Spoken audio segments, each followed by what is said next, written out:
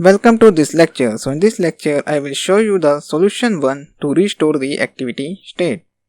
So in this first solution, the activity is destroyed and then recreated again. Means we allow the activity to first destroy and then it will again recreated. Now moving forward, we need to use two methods to restore the activity state. The first method is onRestoreInstanceState method and the second is onSaveInstanceState method. So with the use of these two methods, we can restore the activity state. So in solution 1, we need to use these two methods, that is onRestoreInstanceState method and the second is onSaveInstanceState method. Now let us see how the first method works to restore the activity state. So suppose this is an application in which we need to perform the addition of the two numbers.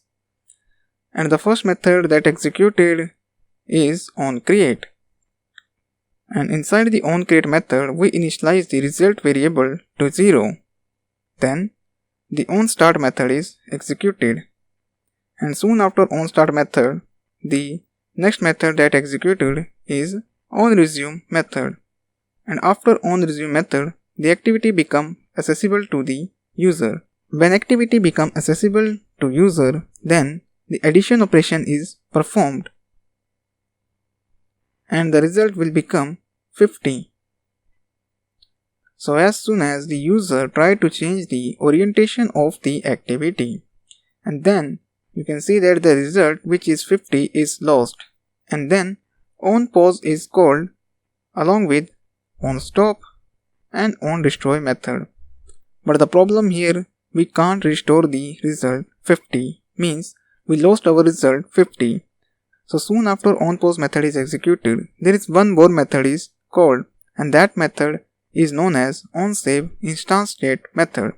As the name of the method suggests that it tries to save the activity state along with all the variable, views and widgets inside the bundle object. Yes, the SaveInstanceState method stores the data inside the bundle object. Now inside of this onSaveInstanceState method, we store the value of our variable, that is result 50.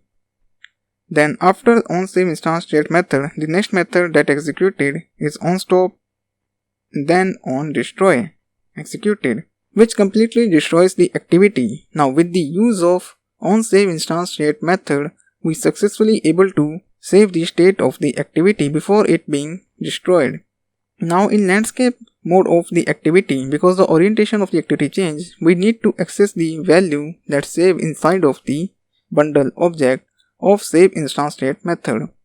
Now activity is in landscape mode, and before it's completely visible to the user, same methods are executed, that is onCreate, then onStart, and soon after onStart method, there is one more method is executed before calling the onResume method, and that method is known as onRestoreInstanceState method. So inside of this onRestoreInstanceState method, we restore the value of our result variable, that is 50.